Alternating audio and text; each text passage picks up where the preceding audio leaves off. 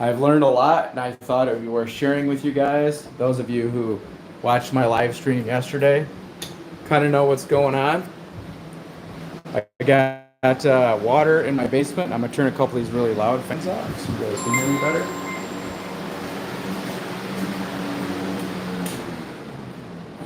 Okay. Um,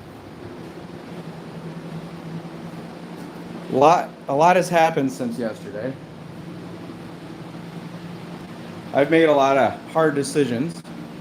The first hard decision was to not try to save my flooring anymore, and I ended up ripping out all my carpet yesterday. It was pretty wet underneath there. I don't know if it could have been saved or not, but it was really wet, so probably was a good idea. The next big thing is that the LVP. So yeah, I decided to pull out a little section of LVP, and it was a lot wetter underneath than I thought. Hopefully you guys can hear me okay with all these fans running. If you guys have any questions or comments, please leave them. But so yeah, I'm ripping out about 1,500 square feet of LVP at the moment. And I got a lot to do. And in addition to that, my LVP was going underneath my sink, underneath my toilet, and underneath my tub. So I've ripped out my sink. I've ripped out my toilet. The tub is still intact at the moment, but that's only because I've been using it to drain my dehumidifiers. So this is a pretty tough situation for me. This is extremely stressful. Luckily, my job's being cool about this and letting me work on this until I can at least get it to be a safe environment, because I have 2 family members that are allergic to mold, so I can't have mold in this house. So I need to very quickly work on removing all of this. So for those of you joining, hello, say hi, leave me a comment. My basement had a sump pump backup, and I had about an inch of water in here. We had about 14 and a half inches of water or rain in less than 24 hours. That was the official update. And we got pounded. And I would say,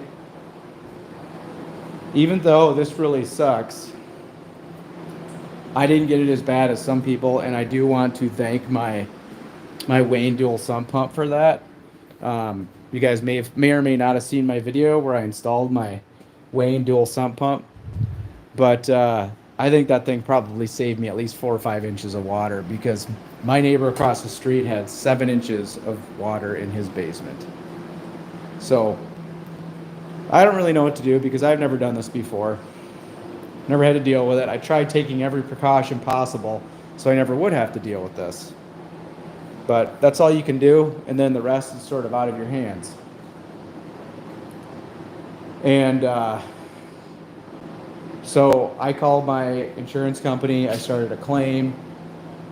I pushed really hard to try to get the assessor out here as soon as possible. I'm already throwing things away, taking pictures. That's apparently a very, very important step.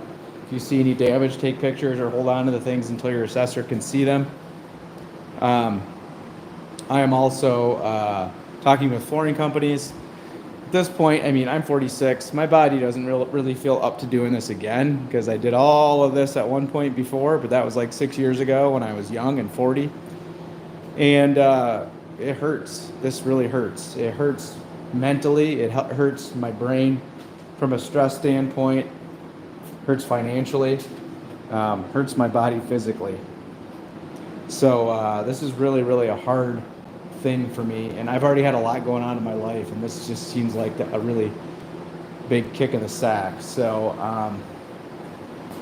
yeah, that's where I'm at right now. I'm really having a hard time with this, but I'm gonna keep working. I got a story to tell. When I first built this basement, one of my coworkers had asked how the heck I'm doing all this myself.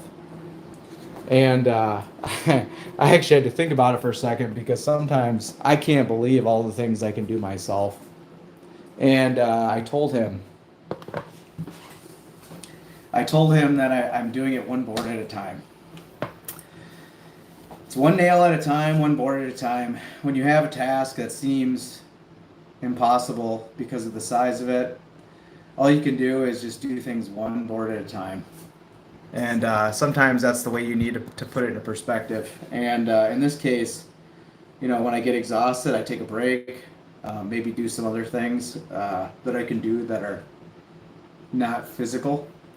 Call insurance companies or call to get quotes, or maybe just assess damage or take pictures, or just take a break and do it one board at a time. And eventually, before you know it, you'd be surprised what you can accomplish.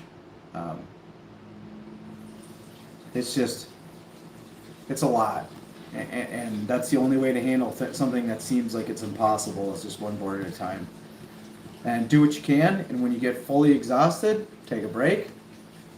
When you feel like you got a little bit more motivation, get back to it. Try to take lots of breaks, but then also to use your time as well as possible. So if you got 15 minutes here, work. I find I take a lot of showers on days like today because I need to, because I feel like I'm constantly working. Like I'll be like, oh, I'm done for the day. I'll take a shower. And then I'll be like, I've got a little bit of energy that I could use right now. Maybe I'll rip out that carpet in the theater room. And that's what I did last night. And I was covered in sweat again within about 20 minutes of taking my shower. But yeah, I'm down here in my office still continuing to attempt to work on when I am working.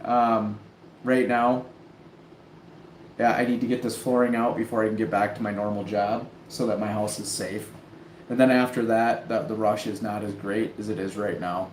Still not quite sure what I'm going to do about these doors. It kind of depends on what the insurance adjuster says. If you guys have ever experienced this type of thing, please leave me a comment and share your story with me. I'd love to hear about it.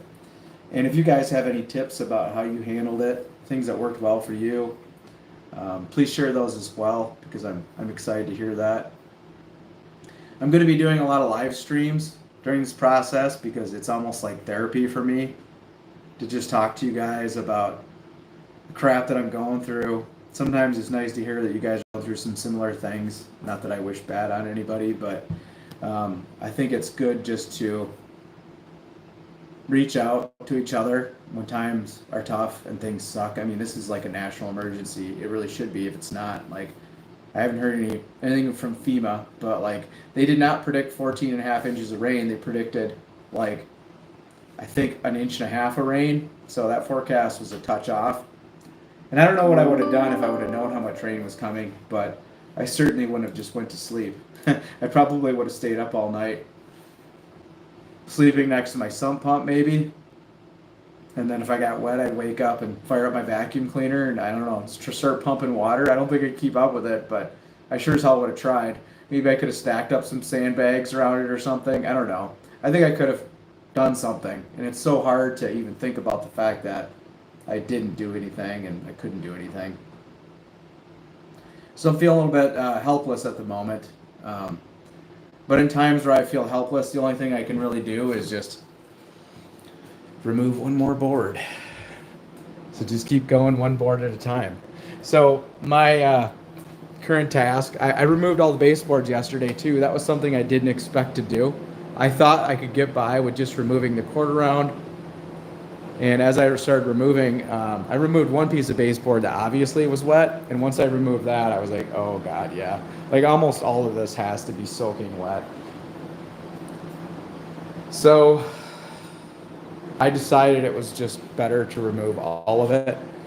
It kind of gives the drywall a chance to sort of dry out at the bottom, as well as the floor. My plan at that point was still maybe to save the floor.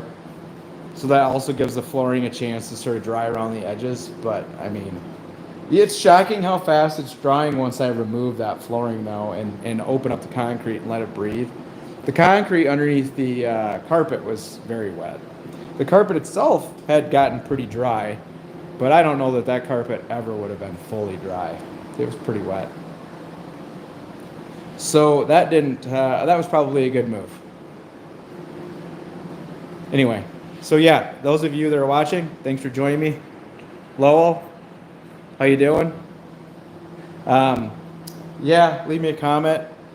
show me some support, or just say hi, like Lowell did. And, I could use moral support at the moment. But like I said, one board at a time. What sucks about this LVP, though, is it's extremely heavy. So I probably got like, I don't know, 3,500. I probably got at least 2,000 pounds of LVP down here. So as a guy with lower back problems, I'm sure I'm going to be feeling that later on. But I'll get through it, one board at a time. Maybe that should be the new motto of my channel. It's just one board at a time. So yeah, update for anybody that's just joining me. I've decided I cannot save. I should say I may still have to save some of the flooring, but I've decided I cannot save the work of removing the flooring. It's got to go. It's wet underneath. At the very least, I need to remove it and let it dry. I'm only able to save probably about 60 to 70% of it at the moment. If you've ever done luxury vinyl plank, you know that it can just sort of snap off and break as you're pulling it out, and some of it just wasn't savable.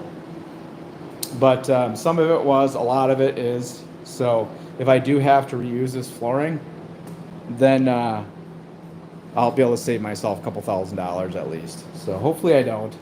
But yeah, my bathroom doesn't really look much like a bathroom anymore. The tub's the only plumbing fixture left in here. I'll probably be removing that too. I will be removing that. Over in this is my theater room here, and carpet was soaked on the floor. The riser carpet is dry, so I'm not sure how we're going to deal with that because I can't match that carpet, so it's going to have to all be replaced. This is like the lobby of my theater room, and the cabinets did get a little wet. Not sure what to do about that. Lowell, you're doing wonderful. Oh, wonderful progress from such a natural disaster. Yeah, this is literally a natural disaster. I mean, 14.5 inches of rain is just absurd. And they say that the closest we've gotten to 14.5 inches of rain was 11.9 inches of rain in 1946. And on history, they have never recorded that much rain in a 24-hour period in Wisconsin. So, yeah, obviously when I did my sump pump usually doesn't run, like, ever. Like, it has to be a very, very, very, very, very heavy rain to see it run at all. So that just goes to show you how much rain we got, because my sump pump was running constantly all night. And when I went to bed, it wasn't even running. So, like, obviously it takes a little while for that water to drain into the ground, but, like, sump pump wasn't running at all. So, I mean, I wasn't that worried. I was like, it's a lot of rain, but my house is graded pretty well. It should be able to handle it. But the pond in my backyard is typically 8 feet below the back of my property line, and it was about halfway into my yard. So the neighbors said that their play set was in the pond, basically. There were ducks, like, near my patio because the thing came up so high. So, like, the water level itself, I'm guessing on the outside of my walls at one point, was probably, like, up to here, outside my walls. So, like, you're not going to pump all that water out. There's just no way. Your sump pump can do a lot, but it's not doing that. So some of the people that I found were able to save or not have any water in their basement, I should say, they had walkouts where the sides of their house slope really dramatically. I don't have a walkout, as you guys can see here. And I like it that way. Honestly, I prefer not to have a walkout in the basement. I just like having a level yard in most cases.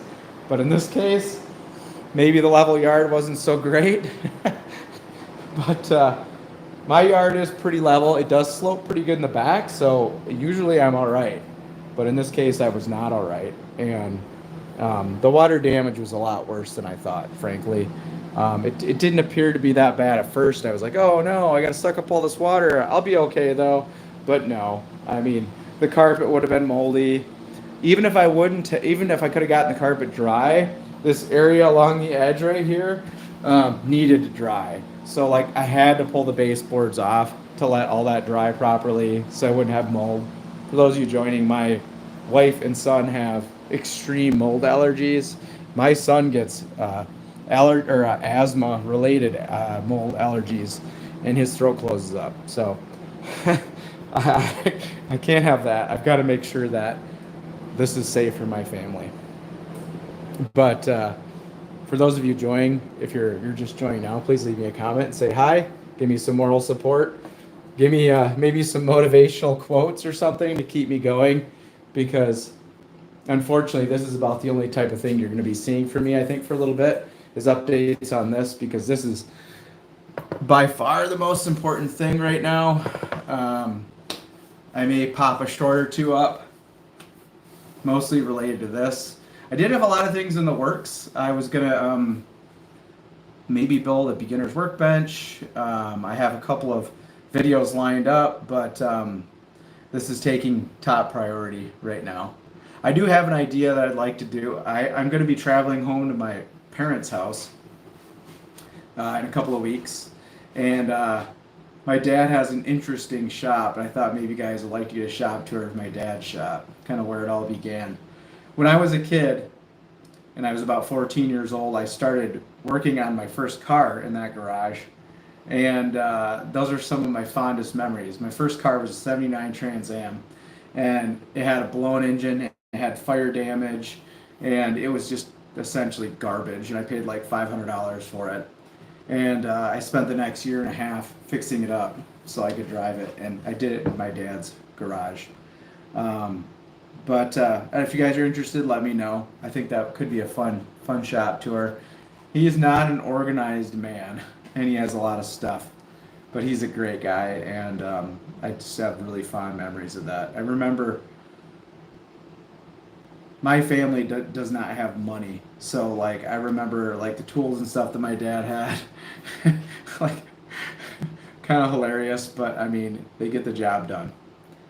I'm going to be signing off here pretty soon, but just to recap for those of you that have joined, I'm working on my basement still. I ended up having to remove baseboards. I've decided that I need to at least remove the flooring to get the floor dry. I may or may not need to reuse the LVP. I kind of don't want to. I'd like to maybe even just put a different color down just to feel like I got something out of this process. But maybe something a touch lighter. But yeah, and hopefully I don't have to reinstall it myself. That's my goal here, is I can remove it myself, do the demolition, and then have a carpet and flooring company come in and reinstall this.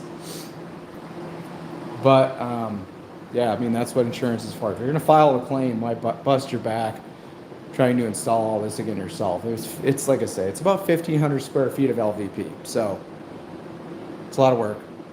Oh, this sign is super appropriate, though. In my time of need for motivation, I just found it. If you're there, don't leave, because you got to see this. It's going to be backwards, but I'm going to read it to you. My motivational sign, it says, "Don't quit, do it." And that's in my gym, which was destroyed by water. So don't quit, do it. And do it one board at a time. If you think you can't do it, take a break and then do another couple of boards. And then if you think you're all done, take another break and do a few more boards after that. So that's all I got for today, guys. That's my update. I'm going to get back to work. I hope you guys are having a good dry day, and drop me a like and leave me a comment. It really helps out the algorithm, because I could use all the help I can get right now. And I'll be probably doing another live stream sometime this week. So make sure you're subscribed, turn on notifications, and I'll see you guys in the next one.